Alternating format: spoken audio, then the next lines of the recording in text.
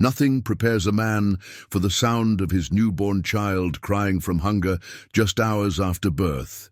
In a remote Wyoming cabin in 1874, mountain man Marcus Harper holds his son, born only this morning, listening to cries that pierce his very soul. His wife died bringing this child into the world, and now Marcus faces a father's worst nightmare. He can track a wounded bear through a blizzard and survive Apache raids, but he cannot feed his own baby. The nearest town is 40 miles away through dangerous winter trails. As darkness falls and desperation consumes him, a soft knock comes at his door.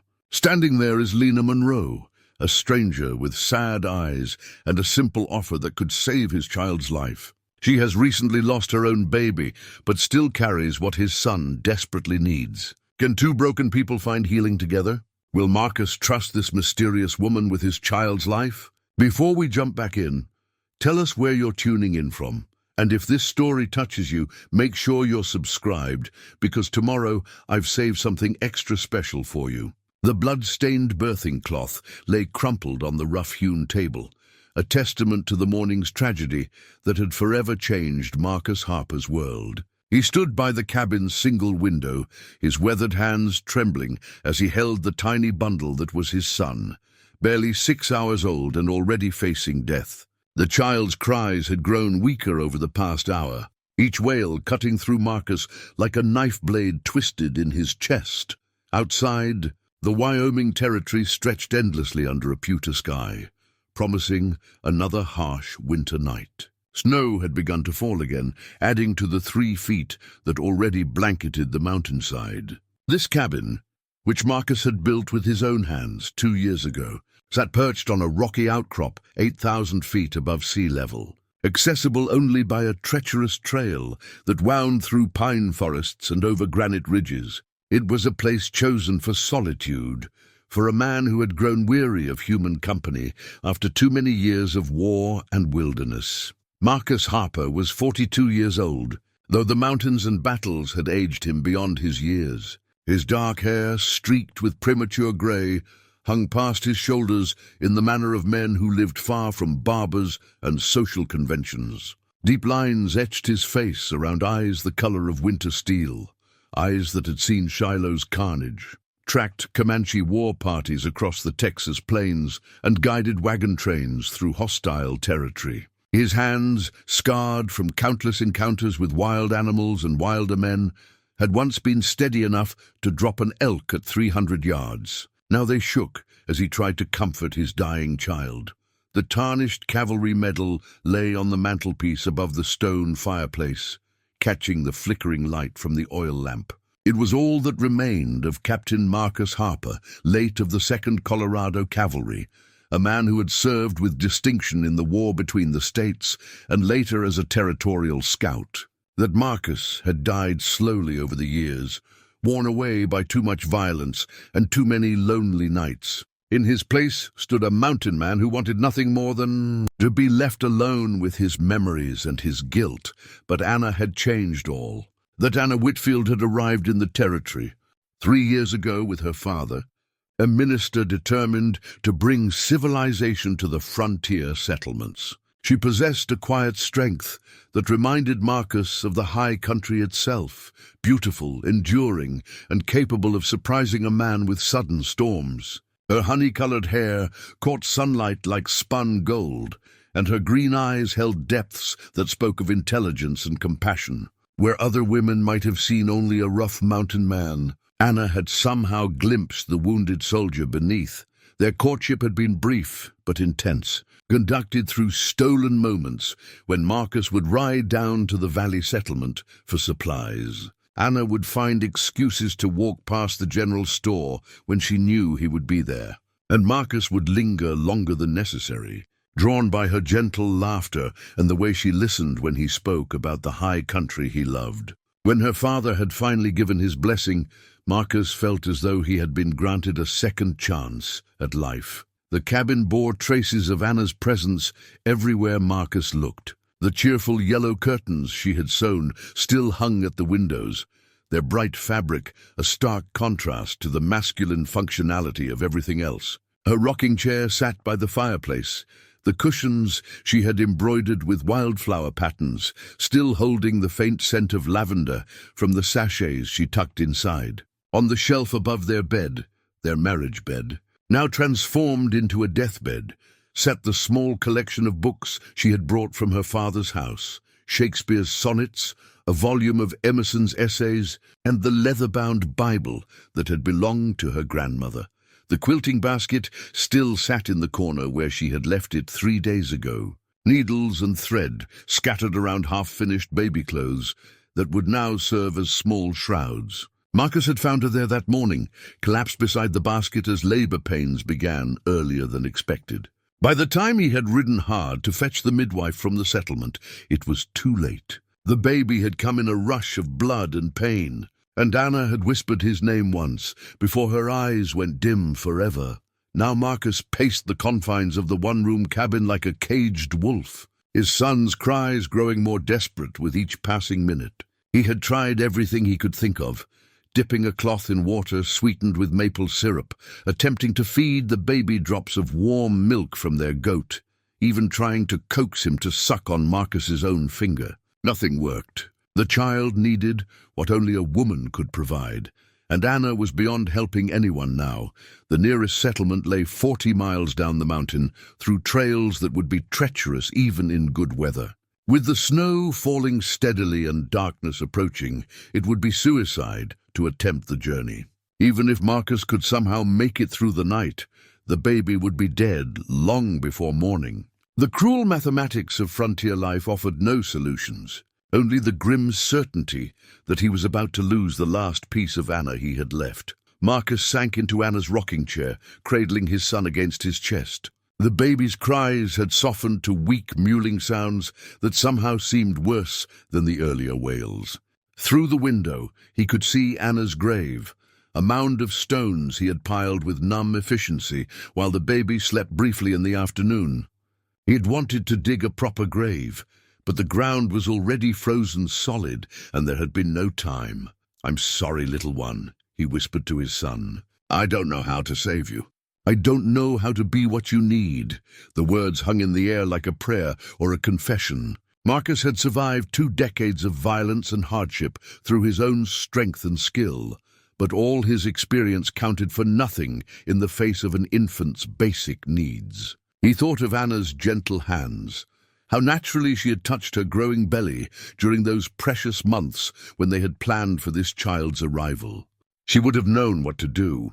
She would have been the mother this baby deserved. As if summoned by his despair, a sound reached his ears that seemed impossible in this isolated place. The soft knock of knuckles against wood. Marcus lifted his head, certain he had imagined it. But the sound came again, deliberate and patient, cutting through the baby's cries and the whisper of falling snow. Someone stood outside his door. Marcus rose slowly, his son still cradled in his arms. His rifle leaned against the wall beside the door, loaded and ready as always, but something in the gentleness of that knock stayed his hand. Through the thick wood he could hear nothing, no stamp of horse hooves, no voices, no sounds of multiple visitors. Just silence and the continuing fall of snow.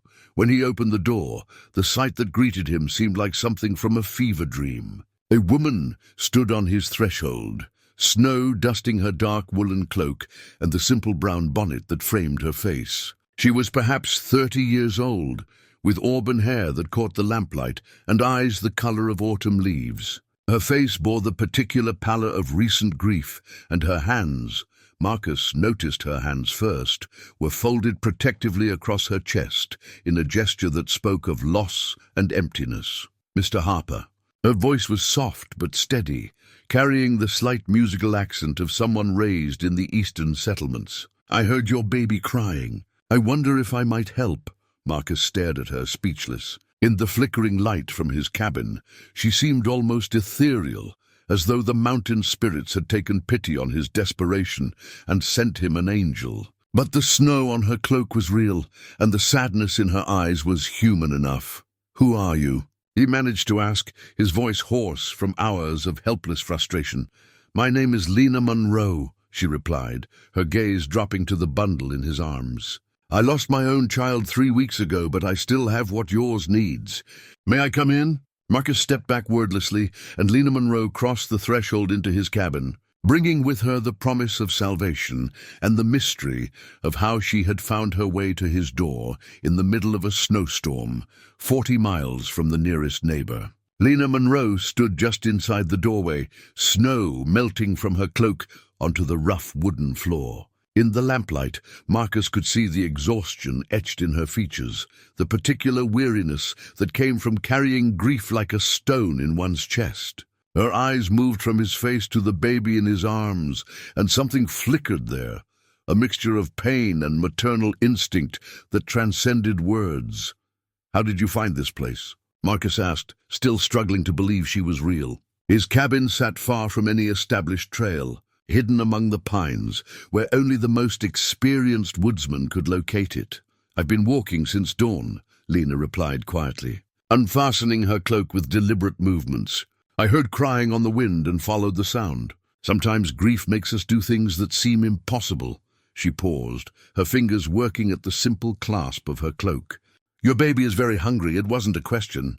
Marcus looked down at his son, whose weak cries had become barely audible whimpers. The child's face had taken on a grayish pallor that spoke of impending death, and his tiny fists waved weakly in the air. "His mother died this morning," Marcus said, the words feeling like stones in his throat. I can't. "What was her name?" Lena asked gently, hanging her cloak on the peg beside the door. Anna Harper." The name came out like a prayer. Lena nodded, understanding passing between them without need for further explanation. She approached slowly, her movements careful and unthreatening. "May I see him?" Marcus hesitated. Every instinct told him to protect his child, to trust no one with this precious burden. But the baby's breathing had grown shallow, and desperation overrode caution. He stepped closer to Lena, allowing her to look down at his son. "He's beautiful," she whispered, and Marcus heard genuine emotion in her voice. "What will you call him?" "Samuel," Marcus replied. "After my father, Samuel." Lena spoke the name softly, as though testing how it felt. "A good, strong name." She lifted her eyes to Marcus's face, and he saw steel beneath the sadness. "Mr. Harper, I need to tell you about my own loss before we go any further." Marcus waited, sensing that whatever she was about to reveal would change everything. 3 weeks ago, I buried my daughter," Lena continued, her voice steady despite the pain in her eyes. "She was born healthy but took fever and died within days. My husband had already passed from the same sickness that took her." She paused, her hand unconsciously moving to cover her heart. "I still carry what your son needs, but I want you to understand, this isn't charity. Helping him might help me heal." The simple honesty of her words cut through Marcus's defenses like a blade through leather. Here was another soul as wounded as his own, offering salvation not from pity, but from mutual need. "Where's your homestead?" Marcus asked. "Gone," Lena replied simply. "Burned by raiders 2 days after I buried them both. I have nothing left but what I carry."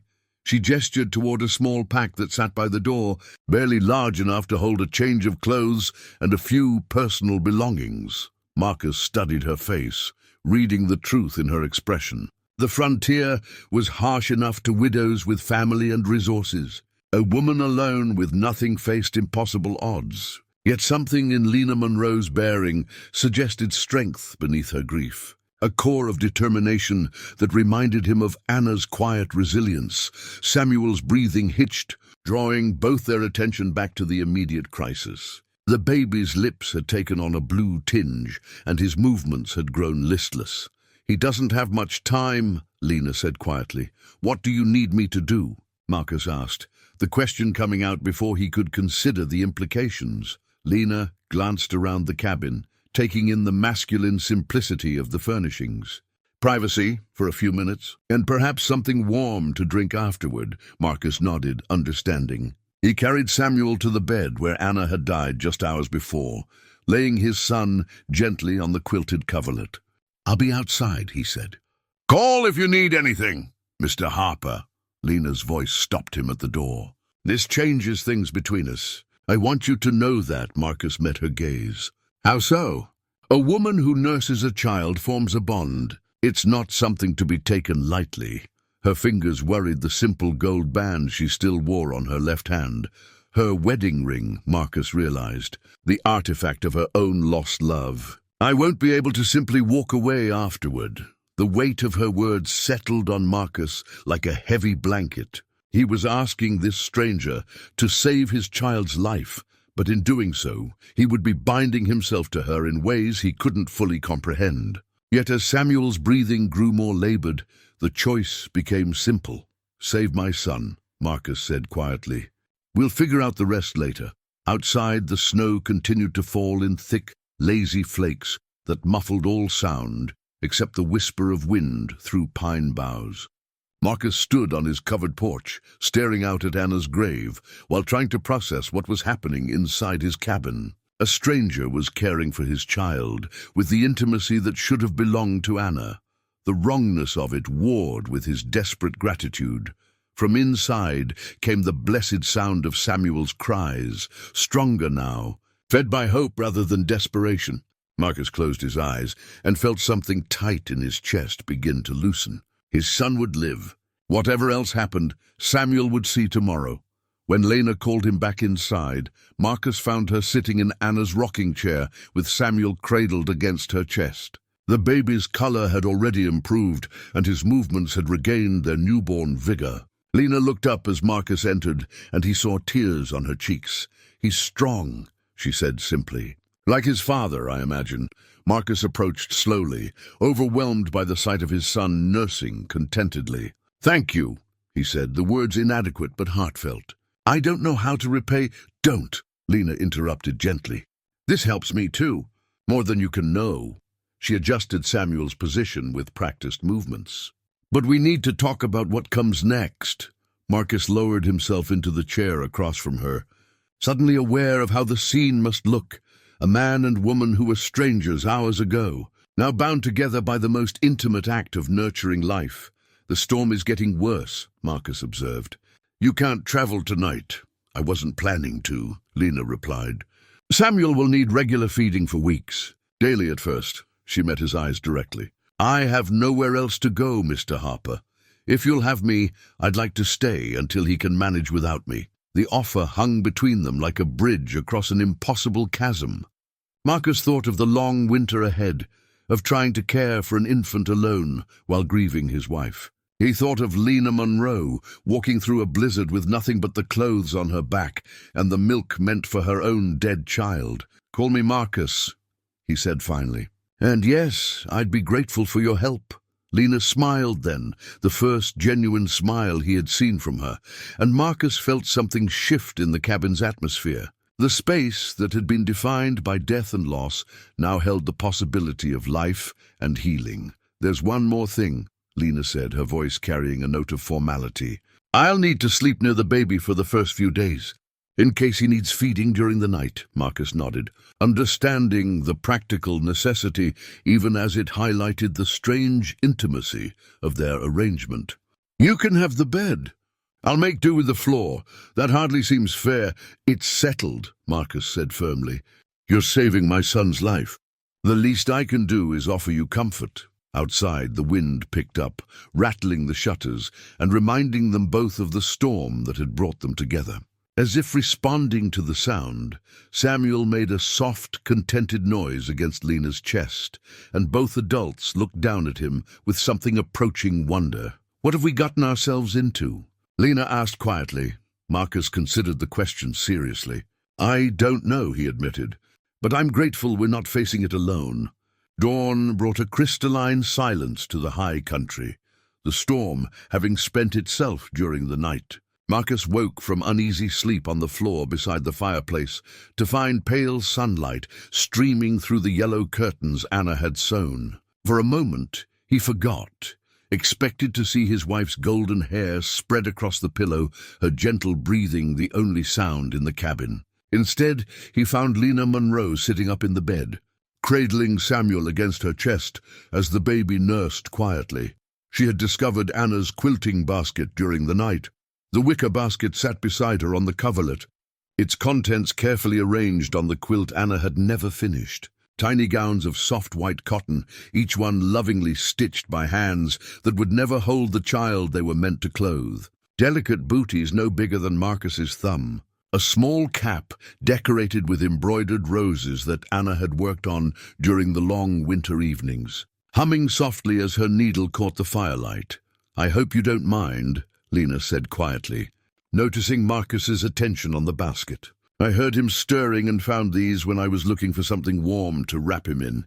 Marcus sat up slowly, his back protesting the night spent on hard floorboards. The sight of those baby clothes, Anna's final gift to their son, sent a fresh wave of grief washing over him. He had forgotten about them entirely in the chaos of the previous day.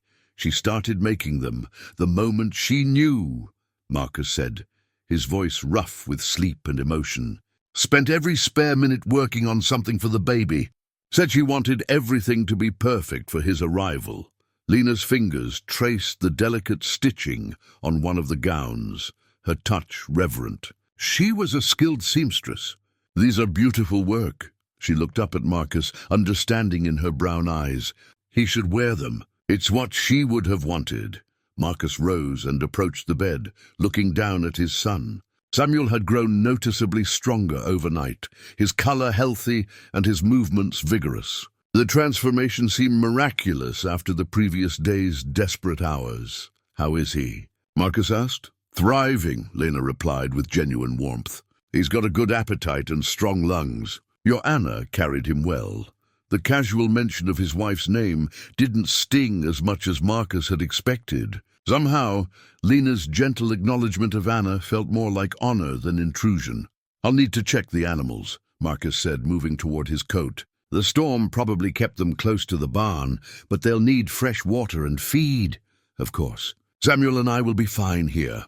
Lena shifted the baby to her shoulder, patting his back with practiced motions. "Take your time."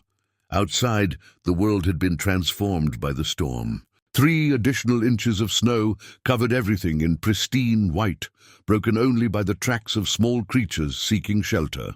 Marcus made his way to the lean-to barn he had built against the cabin's north wall, where his horse Ranger and the milk goat Anna had insisted on keeping waited patiently for their morning care. The routine tasks of frontier life, breaking ice on the water trough, forking hay, checking for storm damage, gave Marcus time to think. In the space of 12 hours, his world had been turned upside down twice, first by Anna's death and Samuel's desperate need, then by the impossible arrival of Lena Monroe. Now a stranger was caring for his child in his dead wife's bed, using clothes Anna had sewn with her own hands. The wrongness of it should have chafed like an ill-fitting saddle. But instead, Marcus found himself grateful beyond words. Samuel was alive. That single fact outweighed every other consideration. When he returned to the cabin, he found Lena had dressed Samuel in one of Anna's handmade gowns and wrapped him in a soft blanket. She sat by the window, holding the baby while he slept, her face peaceful in the morning light. "You've been out here alone a long time," she said without looking up. 2 years mostly. Anna only moved up here after we married last spring." Marcus hung his coat on its peg and moved to build up the fire. "Before that, it was just me and the mountains. What brought you here?" Marcus considered how much to reveal. "The war ended, but I stayed on as a territorial scout for a few more years. Saw too much violence, I suppose. When I finally mustered out, I wanted somewhere quiet, and you found it." Lena's voice held no judgment, only understanding. "I thought I had." Marcus poked at the logs until flames caught and began to warm the cabin. Then Anna came along and reminded me that quiet and alone aren't the same thing. Lena shifted Samuel to her other arm, her movements careful and natural. "Tell me about her. How did you meet?" The question stirred memories Marcus wasn't sure he was ready to revisit, but something in Lena's tone invited confidence. Perhaps it was the way she held his son, or the genuine interest in her voice, but he found himself speaking. Her father was the preacher in Clear Creek Valley. Reverend Whitfield, a good man who believed the frontier needed more than just saloons and trading posts. Marcus settled into the chair across from her. I rode down for supplies one day and heard someone singing in the church. Went inside and found Anna polishing the pews, humming hymns while she worked. Was it love at first sight? Lena asked with a small smile. Marcus considered the question seriously, more like recognition, as if some part of me had been waiting for her without knowing it. He paused, studying Lena's face. She wasn't what you'd expect a preacher's daughter to be. Had fire in her and opinions about everything. First thing she ever said to me was that my horse looked half-starved, and didn't I know better than to mistreat God's creatures. Lena laughed softly, the sound surprisingly pleasant in the quiet cabin. I like her already. Ranger was just ribby from a hard winter, but Anna didn't know that. Took me 3 visits to convince her I wasn't a brute. Marcus smiled at the memory. By then, I was riding down to the valley twice a week for supplies I didn't really need, and she fell for a mountain man's charms. Eventually, though I think what won her over was watching me gentle a spooked colt that wandered into the churchyard. Anna always said she could judge a man's character by how he treated animals and children. Samuel stirred in Lena's arms, making soft baby sounds that drew both their attention. She adjusted his position automatically, her movement speaking of deep maternal instincts. She would have been a wonderful mother, Lena said quietly. Yes, Marcus agreed, the word carrying the weight of all his loss. She would have been. They sat in comfortable silence for a while, watching Samuel sleep and listening to the fire crackle in the grate. Outside, the sun climbed higher, promising a clear day after the storm's violence. Marcus, Lena said eventually, we need to discuss practical matters. Food, supplies, sleeping arrangements. If I'm staying for a while, you'll stay as long as Samuel needs you, Marcus interrupted. Longer if you want. This cabin is big enough for 3, and winter's going to be long and hard. I could use the company. Lena met his eyes, something unreadable passing across her features. Are you certain? Having a stranger in your home, caring for your child, it's not a small thing. You're not a stranger anymore, Marcus replied with quiet conviction. Anyone who would walk through a blizzard to help a dying baby isn't a stranger. He paused, searching for the right words. You're Samuel's guardian angel. Anna would thank you if she could. Tears gathered in Lena's eyes, but she smiled through them. Then I'll stay. For Samuel, and maybe for us both. 3 days passed, in a rhythm that surprised Marcus with its naturalness. Each morning, he would wake to find Lena already tending to Samuel, her worn prayer book open beside her on the bed. The leather-bound Bible had seen countless readings, its pages soft with handling and marked with pressed wildflowers that spoke of happier times. Between its pages, Marcus had glimpsed dried violets and Indian paintbrush, flowers that grew in the valleys below, not in these high mountains. My grandmother's Bible, Lena had explained when she noticed his curiosity. She pressed those flowers when I was a girl, teaching me about God's beauty in small things. I've been carrying it since I had to leave everything else behind. The book represented more than faith to Lena. It was her anchor to family, to the life she had known before loss stripped everything away. Marcus found her reading from it in quiet moments, her lips moving silently as she worked through familiar verses. Sometimes she would read aloud to Samuel, her voice soft and musical as she recited psalms or spoke the gentle words of the Gospels. On this particular morning, Marcus returned from his chores to find Lena sitting by the fire. Samuel cradled in one arm while she read from the worn pages, "The Lord is my shepherd, I shall not want," she recited softly. "He maketh me to lie down in green pastures." "I know that one," Marcus interrupted gently, settling into the chair across from her. "My mother used to read it when storms scared me as a boy." Lena looked up, surprised. "You know the scriptures?" "Some. Army chaplain made sure we all knew the important parts before battles." Marcus stirred the coals in the fireplace, sending sparks up the chimney.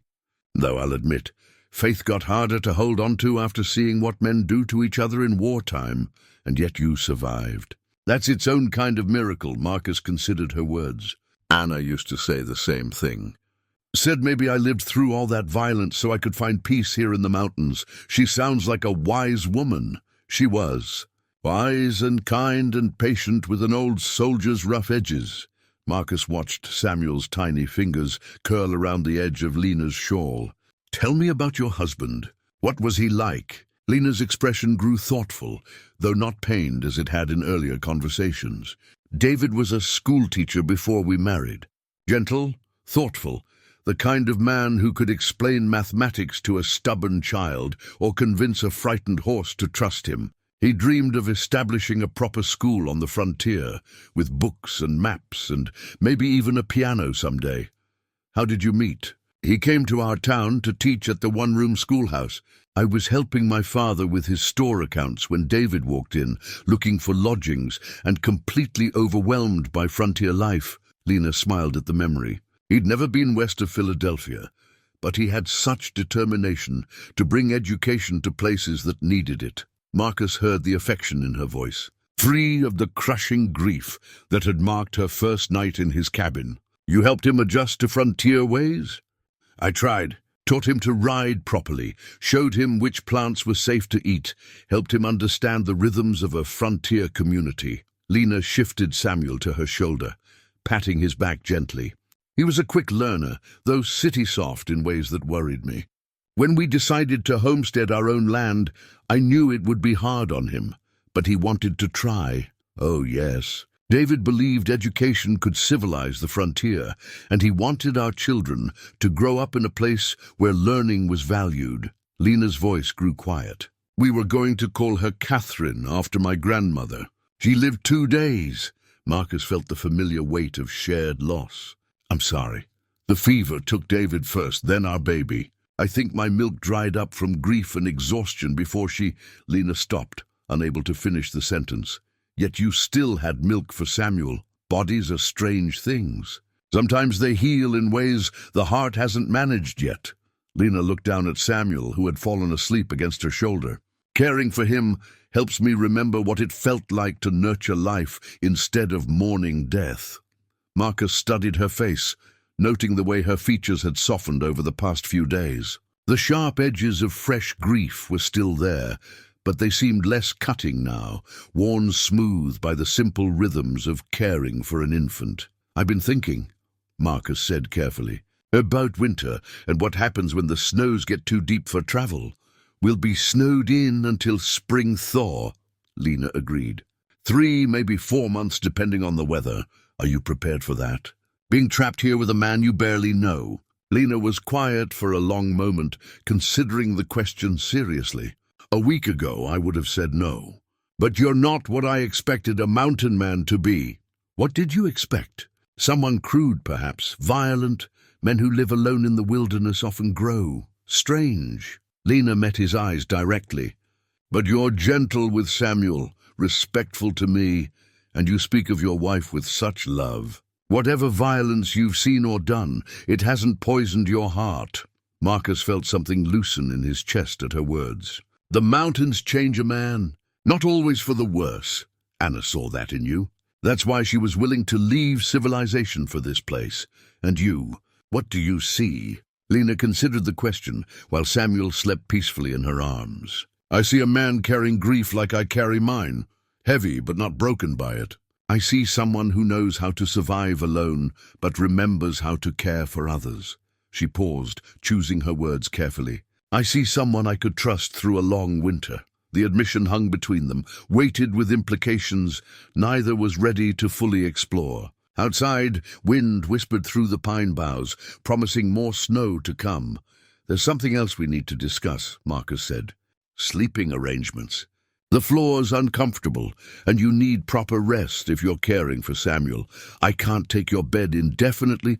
The bed is big enough for 2, with the baby between us, Marcus said quietly.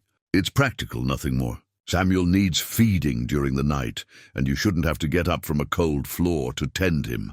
Lena studied his face, reading the sincerity there. You're certain it wouldn't be improper? We're 2 adults trying to keep a baby alive through winter. Propriety is a luxury we can't afford.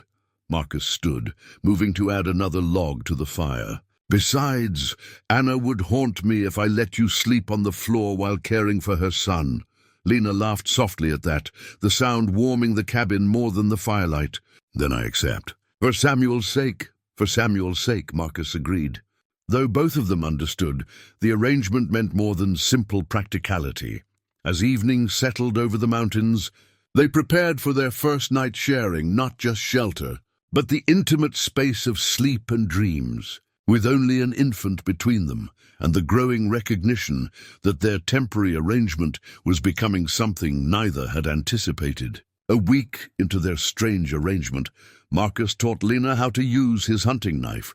The blade had belonged to his father, passed down through 2 generations of Harper men who had carved their lives from unforgiving wilderness. Its steel was dark with age and careful maintenance, the bone handle worn smooth by countless hands. Marcus had learned its weight and balance as a boy, and it had saved his life more than once during his years as a scout.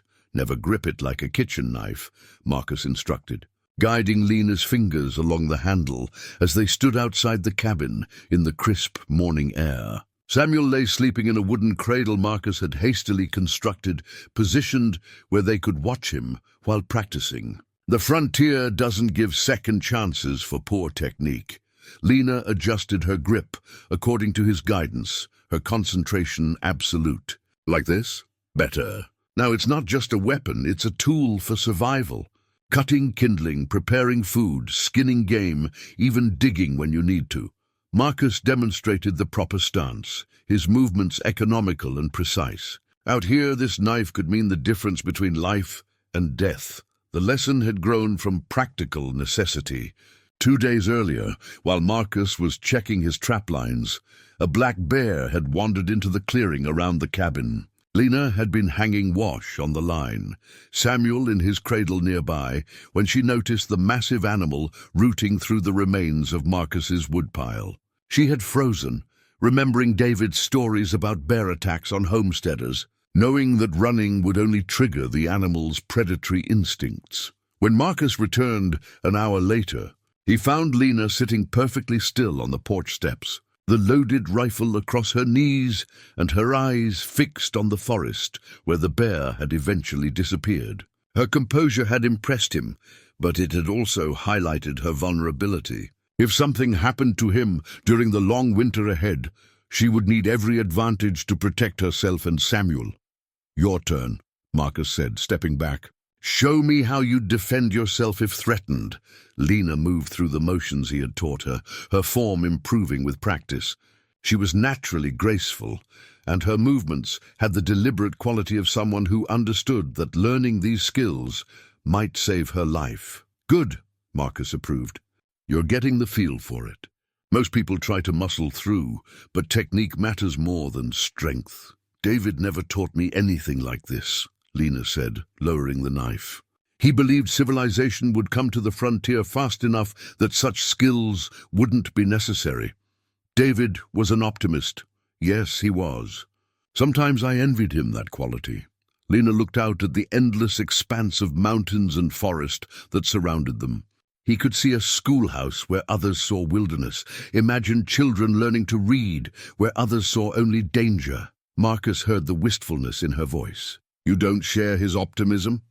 "I want to, but I've seen what happens when optimism meets reality unprepared." Lena sheathed the knife in its leather scabbard with careful movements. "That bear could have killed us both while I stood there hoping it would simply leave, but it didn't. You kept your head, stayed calm, and protected Samuel. That's more than many would have managed." From the cradle came Samuel's soft, stirring sounds, signaling the end of their lesson. Lena moved to check on him, her maternal instincts immediate and sure. Marcus watched her lift the baby, noting how naturally she had adapted to the rhythms of his care. "He's growing so fast," she murmured, settling Samuel against her shoulder. "Getting stronger every day." Marcus felt a familiar pang of gratitude, mixed with something more complex. Samuel was thriving under Lena's care, but each day also brought the child closer to independence, and potentially to the end of Lena's need to stay. "We should talk about Christmas," Marcus said, the words coming out more abruptly than he had intended. Lena looked up, surprised. Christmas? It's less than 2 weeks away. Anna always made a celebration, even up here. Marcus gestured toward the cabin. I thought for Samuel's sake we should mark his first Christmas somehow. The idea had been growing in Marcus's mind for days. Anna had loved Christmas, with the pure joy of someone who found deep meaning in the season's promise of hope and renewal. She had transformed their remote cabin into a place of warmth and light during the darkest time of year, creating traditions that Marcus had treasured. What did you and Anna usually do? Lena asked gently. Small things. She'd make special foods with our winter stores, sing carols while she worked. We'd cut a small tree from the forest and decorate it with things she made. Paper stars, strings of berries, candles for Christmas Eve. Marcus's voice grew soft with memory. She said Christmas was about finding light in darkness, hope in the hardest seasons. Lena shifted Samuel to her other arm, her expression thoughtful. David and I usually attended services in town, then shared dinner with other families. Simple celebrations, but meaningful. I know it won't be the same. No, but that doesn't mean it can't be special. Lena's voice carried quiet determination. Samuel should have Christmas memories, even if he's too young to understand them now. And she paused, seeming to choose her words carefully. We both need something to celebrate. Marcus felt relief wash over him. The prospect of spending Christmas in grief and silence had seemed unbearable, but he hadn't wanted to presume Lena would welcome celebration so soon after her losses. I could hunt for special game, Marcus offered. Maybe find some winter berries if the bears haven't eaten them all. And I could try to make something festive with your supplies. Anna must have left recipes, or at least ingredients that would work. Lena's eyes brightened with the first enthusiasm Marcus had seen from her. Do you have any sugar? Flour for baking. Some. Anna was always careful to keep staples for winter cooking. They began planning together, their voices growing animated as they discussed possibilities. Samuel gurgled contentedly between them, his presence a reminder of the life they were nurturing together and the future they were tentatively building. There's something else, Marcus said, as they headed back toward the cabin. Anna used to read the Christmas story from Luke on Christmas Eve, said it was the most important part of the celebration. Lena's hand moved instinctively to touch the prayer book, tucked in her apron pocket. I'd like that. If you think it would be appropriate, I think Anna would want Samuel to hear it. And I think, Marcus paused, realizing how much he meant the words. I think I'd like to hear it too. As they settled back into the cabin's warmth, Marcus reflected on how naturally they had begun planning a shared future, even if only for the space of a holiday. The knife lesson had been about survival, but this conversation felt like something more, like the tentative beginnings of hope. Christmas Eve arrived with a clarity that made the mountain peaks shine like cut crystal against the azure sky. Marcus had cut a small pine tree 3 days earlier, choosing one that would fit in the corner beside the fireplace without overwhelming the cabin's modest space. Now it stood decorated with Anna's handmade ornaments, delicate paper angels cut from pages of an old hymnal, strings of dried berries that Lena had painstakingly threaded, and small candles that would be lit for just a few precious hours.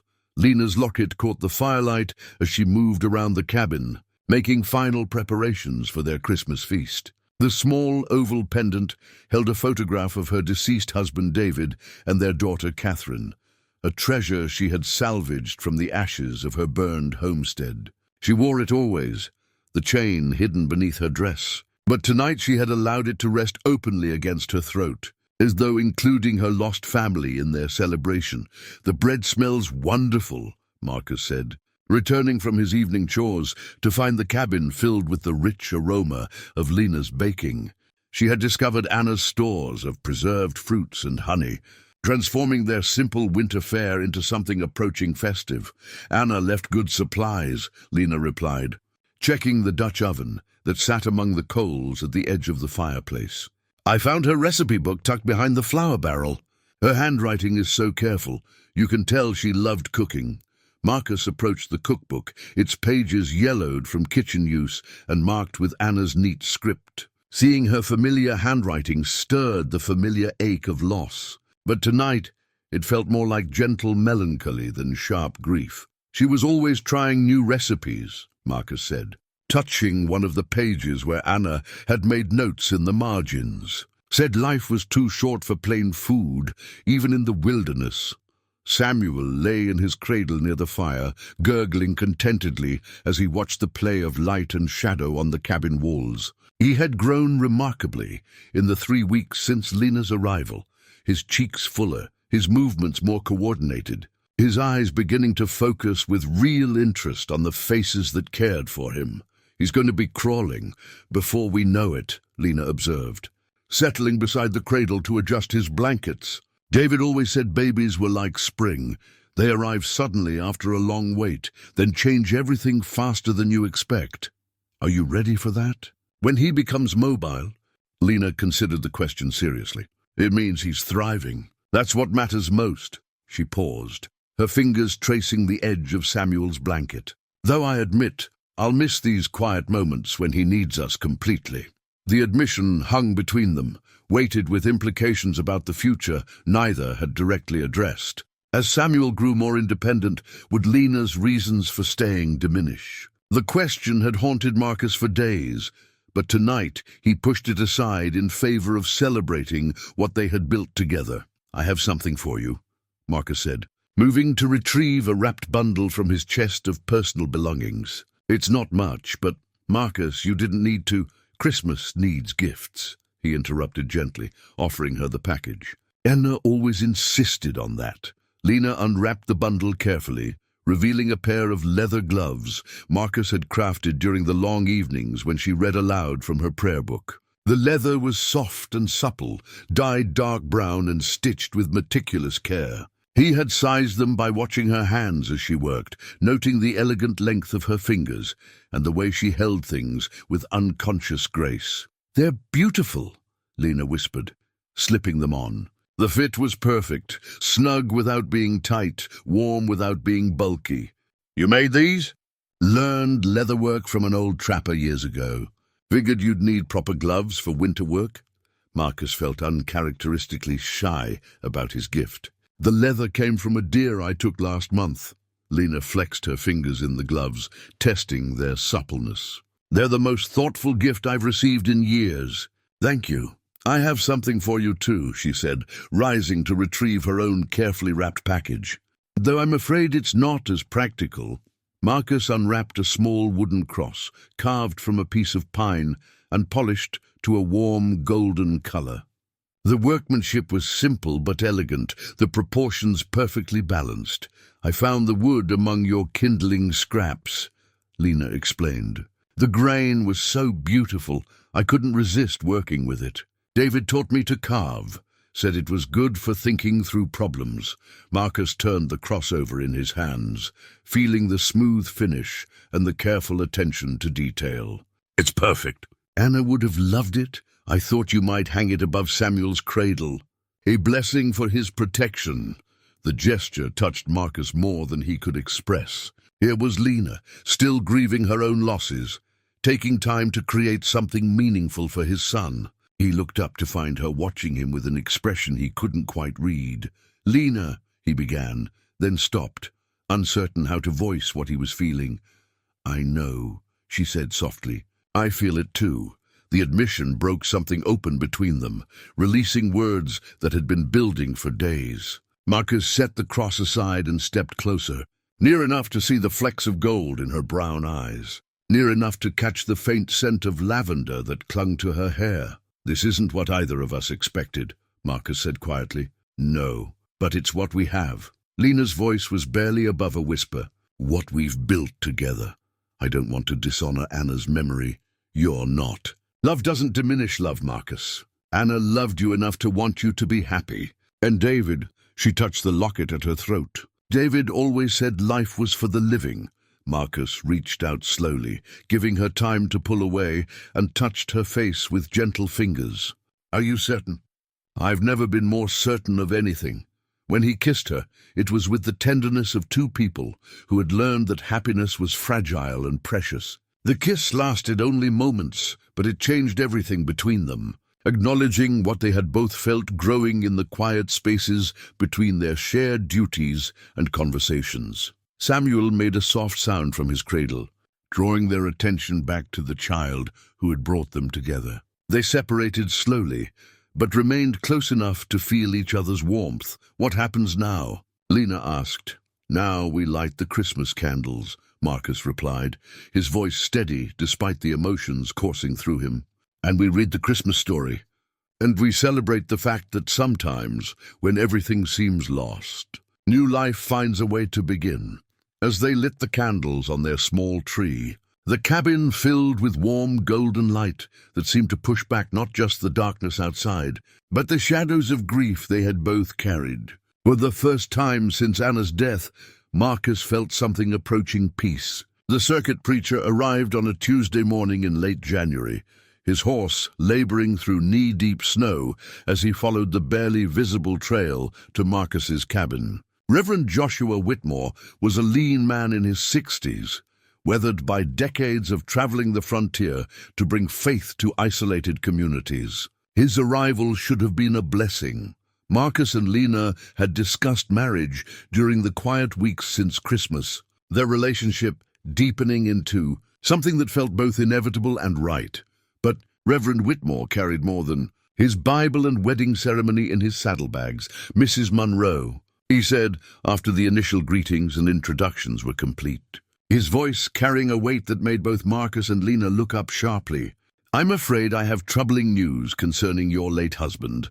The wanted poster was yellowed and creased from travel, but the words were still clearly legible: "Wanted, dead or alive, 500. Reward, David Monroe, bank robbery and murder, armed and extremely dangerous."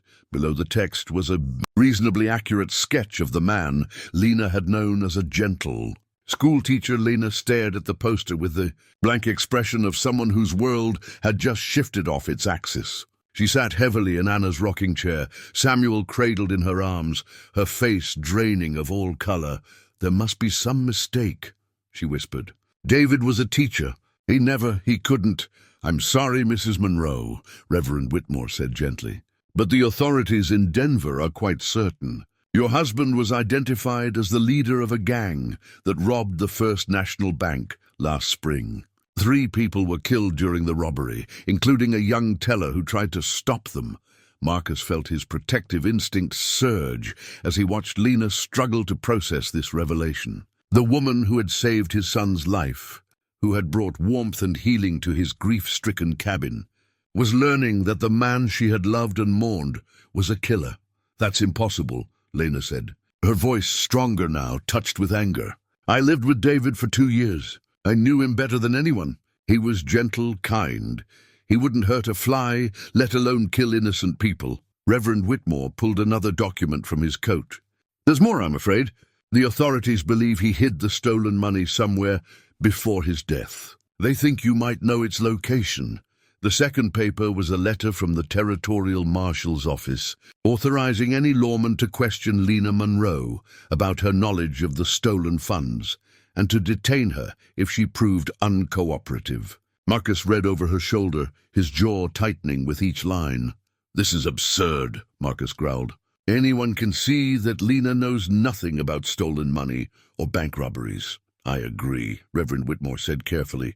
"But I'm afraid my opinion carries little weight with the territorial authorities. Mrs. Monroe, there are men looking for you, bounty hunters who believe you can lead them to $30,000 in stolen gold." Lena looked down at Samuel, who had fallen asleep in her arms, blissfully unaware of the storm gathering around them. How did they find me?" "Your homestead was burned, but neighbors remembered seeing a woman matching your description, leaving the area. They've been tracking you ever since." The Reverend's voice was apologetic but firm. "They're perhaps a day behind me, maybe less." Marcus moved to the window, scanning the tree line with the instincts of a man who had survived countless dangers. The peaceful isolation that had protected them through the winter now felt like a trap. There was only one trail to his cabin, and anyone following it would find them, with nowhere to run. "You have to leave." Marcus said, turning back to Lena.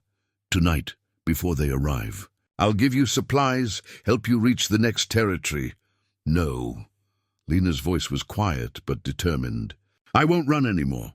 And I won't leave Samuel. Lena, these men aren't interested in justice. They want that reward money, and they'll do whatever it takes to get it."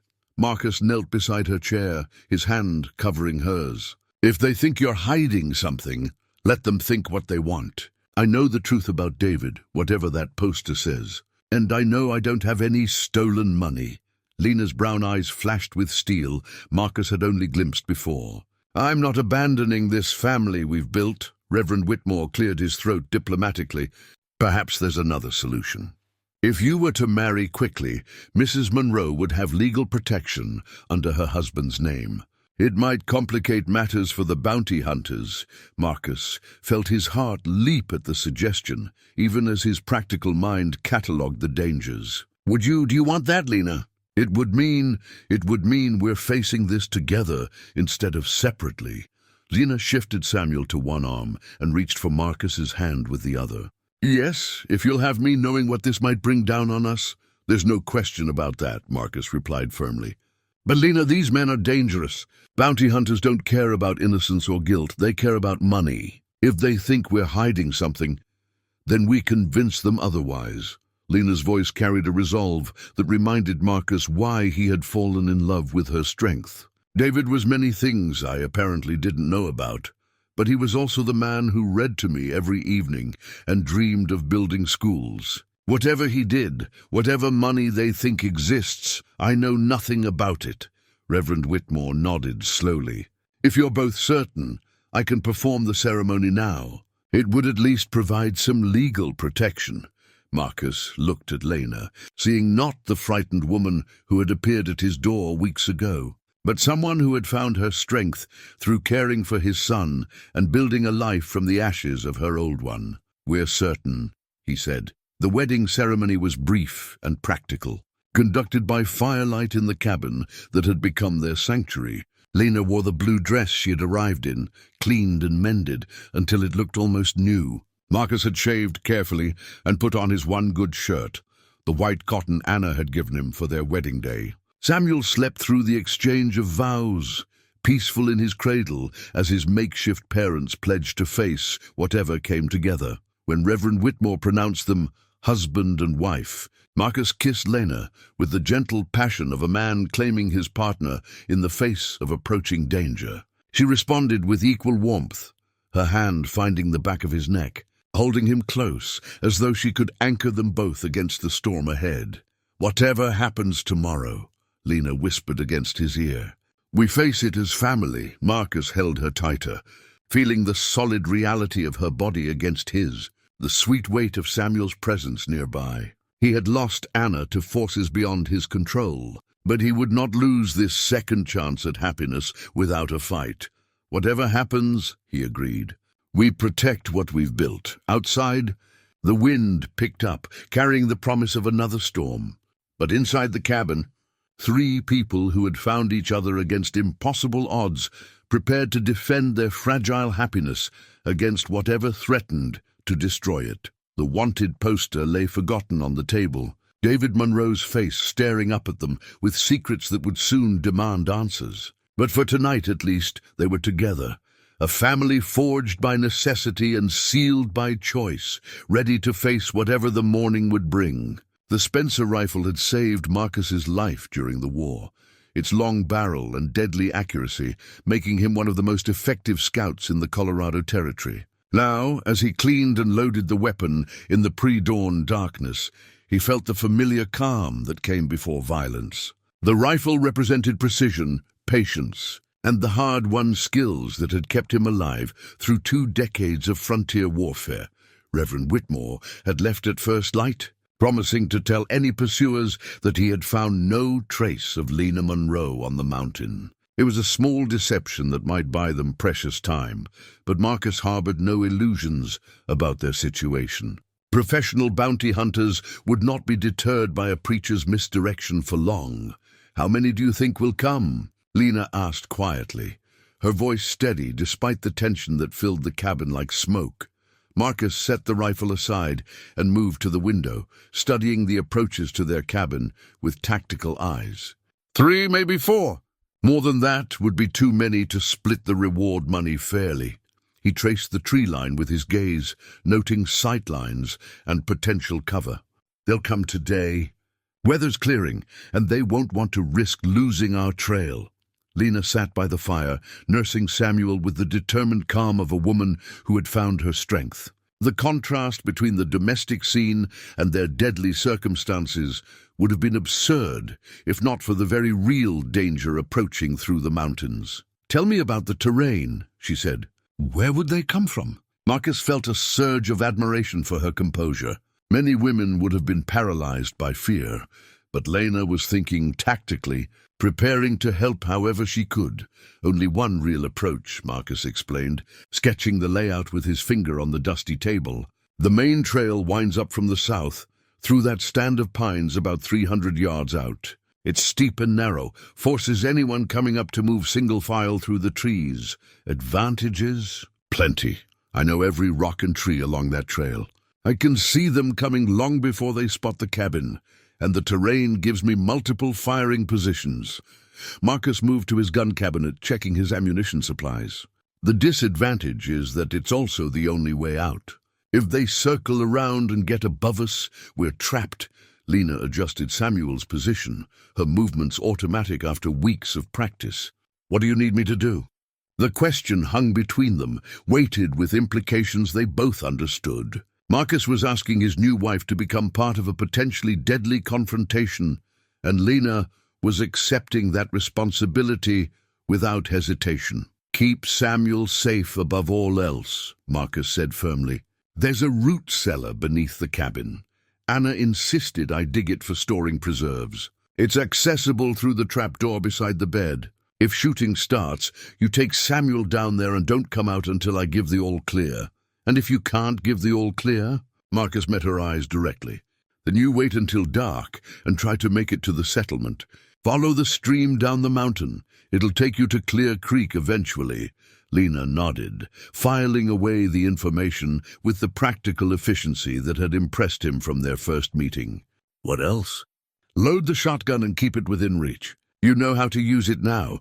Point and shoot if anyone gets inside who isn't me." Marcus pulled the double-barreled weapon from its rack, checking the loads.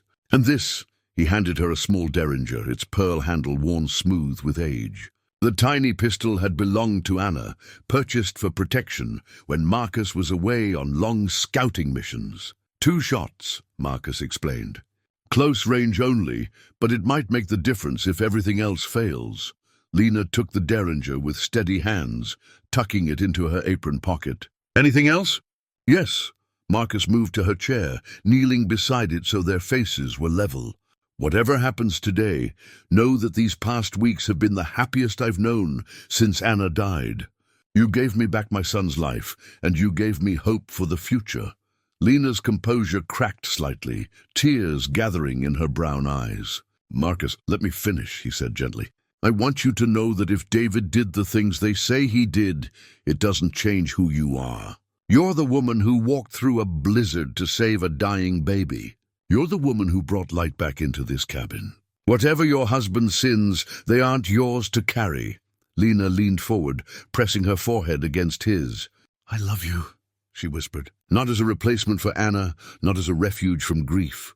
I love you for the man you are, the father you've become, the life we're building together." Marcus kissed her softly, tasting salt from her tears. "I love you too, which is why I'm going to make sure we survive this." A distant sound made them both freeze, the whinny of a horse carried on the mountain wind. Marcus was on his feet instantly, the Spencer rifle in his hands, as he moved to the window. "They're coming," he said quietly. Through the trees, Marcus caught a glimpse of movement. 3 riders picking their way carefully up the steep trail. Even at this distance, he could see they were well armed and moving with the practiced caution of men who made their living through violence. 3 of them, Marcus reported, all carrying rifles, probably pistols as well.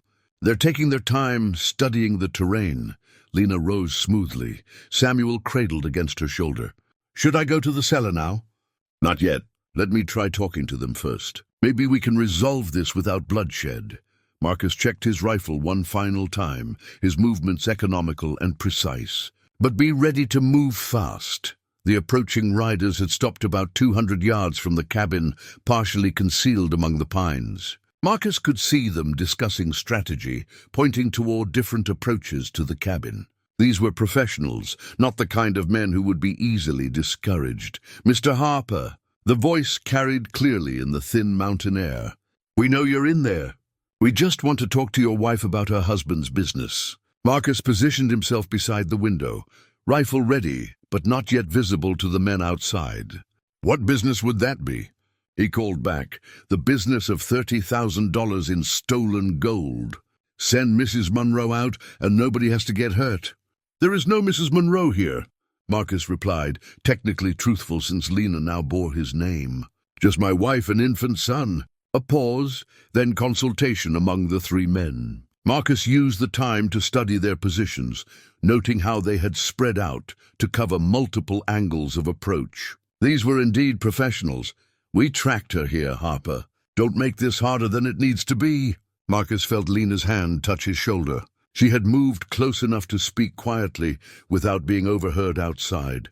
"Let me talk to them," she whispered. "Maybe I can convince them." "No," Marcus said firmly. "The moment they see you, this becomes about taking you by force." "I won't risk that," another shout from outside. "We're coming up to talk, Harper. Don't do anything foolish." Marcus watched the three men begin to advance, using the trees for cover as they worked their way closer to the cabin. They moved with military precision, never exposing more than one man at a time to potential fire from the cabin windows. "Cellar," Marcus said quietly. "Now!" Lena moved quickly to the trapdoor, lifting it to reveal the small root cellar beneath the cabin. "Be careful," she whispered as she disappeared into the darkness with Samuel. Marcus settled into position behind his makeshift fortification of overturned furniture, the Spencer rifle resting on a steady rest. Through the window, he could see the bounty hunters had closed to within 50 yards, close enough for accurate shooting, but still using the trees for cover. The last peaceful moments of his new marriage were about to end in violence. But Marcus felt the cold calm of a professional soldier taking over. He had protected what mattered to him before, and he would do so again. The war was about to come to his mountain sanctuary, but this time he was fighting for more than duty or survival. This time he was fighting for love, for family, for the future he and Lena had dared to build together. The Spencer rifle was loaded and ready. The enemy was advancing, and Marcus Harper, mountain man and former cavalry scout, prepared to defend his home with every skill he had learned in 20 years of frontier warfare. Samuel's wooden rattle lay forgotten on the cabin floor, the toy Marcus had carved with such care during the quiet evenings when they had believed their greatest challenges were behind them. Now the small wooden sphere, with its gentle sound, seemed to mock the violence approaching their sanctuary, a reminder of the innocent life they were fighting to protect. The first bounty hunter broke from the tree line, with his rifle raised, moving in a crouch toward the cabin's north wall. Marcus tracked him through the Spencer's sights, finger resting lightly on the trigger. The man was perhaps 40 yards away, close enough for a certain kill, but Marcus held his fire. Once the shooting started, there would be no going back to peaceful negotiation. "Last chance, Harper," the leader's voice carried from the trees. "Send the woman out, and we'll make this easy for everyone." "There's no stolen money here," Marcus called back. "My wife knows nothing about any bank robbery." "Your wife?" A pause, then harsh laughter. "Well, now that changes things some. Widow Monroe found herself a protector, did she?" Marcus felt his jaw tighten at the man's crude tone. These weren't lawmen seeking justice. They were predators, hunting what they saw as easy prey. "Doesn't matter if she married the whole damn cavalry," another voice shouted. "She's got information we need, and we're taking her one way or another." The negotiation was over. Marcus squeezed the Spencer's trigger just as the first bounty hunter raised his own rifle toward the cabin window. The mountain silence exploded in thunder and smoke as the heavy rifle bucked against Marcus's shoulder. Through the drifting powder smoke, he saw the man spin and fall, his weapon flying from nerveless fingers. The response was immediate and violent. Rifle fire erupted from 2 positions in the trees, bullets splintering the cabin's log walls and shattering the window glass above Marcus's head. He rolled away from his position as splinters showered down, already working the Spencer's lever action to chamber another round. "Stay down," he called toward the root cellar, though he could hear no sound from below. Lena was keeping Samuel quiet somehow, probably with her hand gently covering his mouth. Marcus crawled to the cabin's east window, staying low as more bullets punched through the walls. These men had positioned themselves well, covering multiple angles so he couldn't stay in one defensive position. But they had also revealed their locations with muzzle flashes, and Marcus's eyes were accustomed to reading terrain in combat. A shadow moved between the trees, the second bounty hunter trying to work his way closer to the cabin's blind spot. Marcus waited until the man committed to his next movement, then fired through the gap between 2 pine trunks. The shot took the bounty hunter in the shoulder, spinning him around, but not dropping him. The wounded man stumbled backward into cover, cursing loudly. "Damn it, Briggs! I thought you said this would be easy money." The wounded man's voice carried clearly in the aftermath of gunfire. "Shut up and keep him pinned," came the reply from the 3rd position. Mountain man or not, he's only 1 rifle against 3. But Marcus had learned infantry tactics from men who had fought at Gettysburg and Shiloh, and he understood something the bounty hunters didn't. Defensive positions multiplied a single man's effectiveness when properly used. The cabin's thick log walls would stop most rifle rounds, and the small windows gave him controlled fields of fire while limiting his exposure. More importantly, he was fighting for his family while they were fighting for money. That difference in motivation could overcome significant odds. Marcus reloaded the Spencer with practiced efficiency, his hands steady, despite the adrenaline coursing through his system. From the root cellar came the faintest sound, Samuel making soft baby noises that Lena was quickly muffling. The sound filled Marcus with protective fury that burned cold and clean in his chest. The 3rd bounty hunter tried a different approach, circling wide to attack from the cabin's rear wall where there were no windows. Marcus heard boots crunching through snow and the scrape of leather against logs as the man tried to climb up to the roof. Moving quickly but quietly, Marcus positioned himself near the rear wall and waited. When the footsteps passed directly overhead, he fired upward through the wooden roof. The heavy rifle bullet punched through the planks with a shower of splinters, followed by a scream and the sound of a body hitting the ground hard. "Briggs is down," the wounded man shouted from the trees. "Son of a bitch shot him through the roof." Marcus allowed himself a grim smile. 2 wounded, possibly 1 dead. But he could hear movement in the trees, the remaining bounty hunters regrouping, probably planning a coordinated assault on the cabin. Samuel's rattle caught the firelight as Marcus moved past it, and he felt his resolve harden further. Whatever these men thought they could take from his family, they would learn the cost of threatening what he had sworn to protect. The first phase of the battle was over, but Marcus knew the real test was yet to come. Anna's cross necklace glinted in the firelight from where Marcus had hung it above Samuel's cradle, the simple wooden cross Lena had carved catching the flames like a blessing. In the chaos of gunfire and violence, it seemed to watch over the hidden family with silent protection, representing forgiveness, redemption, and the blessing Anna would have given to their new beginning. The remaining bounty hunters had fallen back to regroup, but Marcus knew they wouldn't retreat. Wounded men were dangerous men, and the promise of $30,000 in gold would drive them to desperate measures. He used the temporary lull to reload and check his ammunition. 8 rounds left for the Spencer, plus the shotgun and his pistol if they managed to get close. "Give it up, Harper." The leader's voice carried from the trees, strain evident in his tone. "You can't watch every approach forever. We'll get her eventually." Marcus said nothing, preferring to let them wonder about his position and intentions. In the root cellar below, he could hear the faintest whisper of Lena's voice, probably singing softly to keep Samuel calm. The sound filled him with fierce protectiveness. The attack came from an unexpected direction. Instead of another frontal assault, the bounty hunters had circled wide and were approaching from the downhill side. Using the steep terrain to mask their movement, Marcus caught the glint of metal through the trees just as rifle fire erupted from multiple positions, forcing him to dive for cover as bullets shattered the remaining window glass. But this time, one of the shooters was moving during the volley, using his partner's covering fire to sprint toward the cabin's front door. Marcus saw him coming and swung the Spencer around, but the man was already too close for a clean shot. The bounty hunter hit the door with his shoulder, splintering the wooden bar Marcus had dropped across it. The man tumbled into the cabin with his pistol drawn, rolling to his feet with professional skill.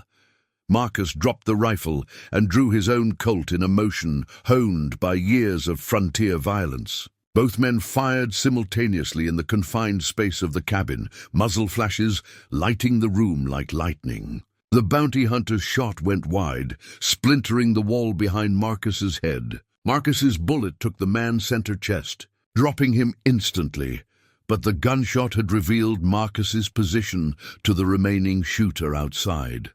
Rifle fire erupted from the trees, bullets punching through the cabin walls in a deadly pattern.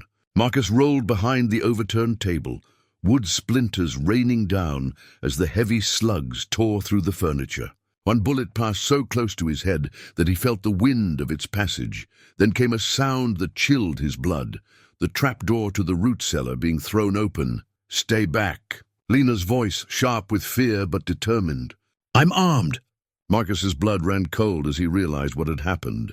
The wounded bounty hunter must have circled around to the back of the cabin, found the hidden entrance to the root cellar from outside, and was now threatening his family directly. "Drop it, lady, or the baby gets hurt," came a harsh voice from below. "I've got nothing to lose now." Marcus moved faster than he had since his cavalry days, vaulting over his makeshift barricade toward the cellar entrance. He arrived just in time to see the wounded bounty hunter emerging from the trapdoor with his pistol trained on Lena, who stood protectively over Samuel's makeshift crib. The man's left arm hung useless from Marcus's earlier shot, but his gun hand was steady enough. Blood stained his shirt and his face was pale with pain and desperation. "Well, well," the bounty hunter said with a savage grin. "Mrs. Lena Monroe, I presume. You've caused us a lot of trouble, lady." "My name is Lena Harper now," she replied with quiet dignity, her hand resting on Samuel's chest to keep him calm. "And I've told you I know nothing about any stolen money. Maybe you do, maybe you don't, but you're coming with me either way." The man's eyes flicked toward Marcus, who stood frozen with his pistol half drawn. "Drop it, mountain man, or I paint these walls with your family's blood." Marcus felt time slow to a crawl, his mind cataloging options with desperate speed. The bounty hunter had the advantage of position and a clear shot at both Lena and Samuel. Any sudden movement would result in tragedy. But Lena had not forgotten the lessons Marcus had taught her. As the bounty hunter's attention focused on Marcus, she moved with the fluid grace of someone who had learned that survival sometimes required violence. The derringer appeared in her hand as if by magic, the small weapon Anna had once carried emerging from Lena's apron pocket. 2 shots at close range. The bounty hunter's eyes widened in shock as he realized his mistake, but it was too late. Lena's first shot took him in the chest, spinning him away from Samuel's crib. Her second shot finished what the first had started. The silence that followed seemed to echo longer than the gunshots had. Marcus stared at his wife, seeing not the gentle woman who had nursed his son, but a frontier survivor who would kill to protect her family. "Is it over?" Lena asked quietly, still holding the smoking derringer. Marcus listened carefully, but heard no more movement from outside. "Yes," he said finally. "It's over." The family photograph arrived with the traveling photographer in early spring, when the mountain passes had cleared enough for visitors to reach Marcus Harper's remote cabin. The formal portrait, captured three people who had found each other through tragedy and forged something beautiful from their shared survival. Marcus stood tall and serious in his best shirt, his hand resting protectively on Lena's shoulder. She sat holding 10-month-old Samuel, her face serene with the contentment of a woman who had discovered that love could indeed bloom twice in one lifetime. The baby gazed directly at the camera with bright, curious eyes, unaware that this image would become the first artifact of their new family's legacy. 3 months had passed since the confrontation with the bounty hunters, and the truth about David Monroe had finally emerged through the territorial marshal's investigation. The real David Monroe had indeed been a schoolteacher, but he had also been dead for over a year, killed by the outlaw gang that stole his identity. Lena's husband had been William Davies, a bank robber and killer who had assumed Monroe's name and background to hide among respectable frontier families. The revelation had freed Lena from the shadow of crimes she never knew her husband had committed, but it had also forced her to reconcile the gentle man she had loved with the violent stranger he had actually been. Marcus had watched her work through this knowledge with the same quiet strength she brought to everything else, emerging not broken, but refined, like steel tempered in fire. "I grieved for David Monroe," she had told Marcus one evening as they sat by the fire, "but William Davies was a stranger wearing my husband's face. I won't mourn a lie." The settlement in Clear Creek Valley had grown considerably over the winter, with new families arriving as word spread about the rich farming potential of the mountain valleys. The territorial government had established a proper school, and when the town council learned that Lena Harper had teaching experience, they had offered her the position with enthusiasm. "You could have your own classroom again," Marcus had said when the offer arrived. "Your own students, books, the chance to build that civilized future David. That is." Monroe always talked about. Lena had considered the opportunity seriously, walking through their cabin and touching the life they had built together. Anna's rocking chair, where she fed Samuel each morning. The quilts they had sewn together during the long winter evenings. The wooden cross that still hung above Samuel's cradle. "I want to teach again," she had finally decided. "But not in town, here in our valley. If other families settle nearby, their children will need education. We could build something lasting." Marcus had smiled at her words, recognizing the vision that had driven both her husbands, the dream of bringing learning and civilization to the frontier, but on their own terms. By summer, their dream was becoming reality. 2 more families had built cabins within riding distance, drawn by the security of having an experienced scout and mountain man as a neighbor. The children, 6 in total, ranging from 5 to 14, gathered in the Harper cabin 3 mornings a week for lessons in reading, writing, arithmetic, and geography. Lena had transformed their home into a schoolroom with the same efficiency she brought to everything else. Rough wooden benches lined one wall, and Marcus had built a proper chalkboard from lumber hauled up the mountain. Books arrived regularly through traders who had learned that Lena Harper paid good money for educational materials. Samuel had taken his first steps during one of these informal school sessions, toddling from his cradle toward the sound of children's laughter with the fearless determination of a child who knew himself to be thoroughly loved. The older students had cheered his accomplishment, and Lena had wiped away tears of pure joy. "Mama!" Samuel had announced clearly, his first word directed toward the woman who had saved his life and become his mother in every way that mattered. His second word, spoken the same day, was "Papa," and Marcus had felt his heart nearly burst with pride. The letter from Anna's sister had arrived in late summer, carried by a merchant who had tracked them down through persistent inquiry. Margaret Whitfield wrote with the formal courtesy of a woman raised in Eastern society, but her words carried genuine warmth. "My dear Mr. Harper, I was grieved to learn of Anna's passing, but comforted to know that little Samuel thrives under your care. Anna wrote to me often about your kindness and strength, and I know she would approve of the family you have built. Please consider this letter my blessing on your marriage to Mrs. Harper.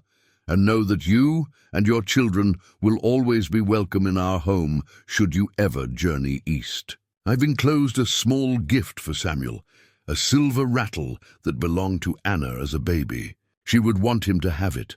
The silver rattle now sat alongside the wooden one Marcus had carved, symbols of the dual heritage Samuel would carry, his birth mother's gentle refinement and his adoptive mother's frontier strength, his father's wilderness skills and the civilizing influence of education and faith.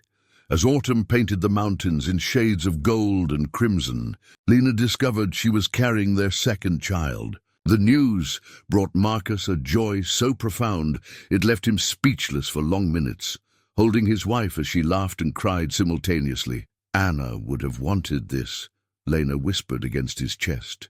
She would have wanted Samuel to have siblings, for this cabin to be filled with life and laughter.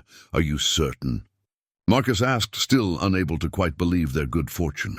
I've never been more certain of anything. This baby will know both parents from the beginning, will grow up with Samuel as a big brother, will learn to read from the books we've collected and hunt from the skills you'll teach.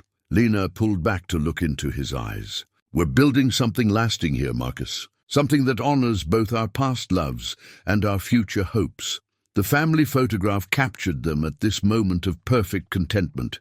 Three people who had survived loss and violence to discover that sometimes, when everything seems impossible, love finds a way to create miracles. Behind them, barely visible in the photograph's background, hung Anna's cross, blessing their new beginning while honoring the woman whose death had made their meeting possible. In years to come, when Samuel was grown and had children of his own, he would look at this photograph and understand that families could be born from tragedy as well as joy, that love was not diminished by being shared but multiplied, and that sometimes the greatest gifts came wrapped in the most unexpected packages. The mountain man was no longer alone, and the hungry baby had grown into a thriving child, surrounded by the love of parents who had chosen each other and chosen him, creating from the ashes of their separate griefs a family strong enough to face whatever challenges the frontier might bring.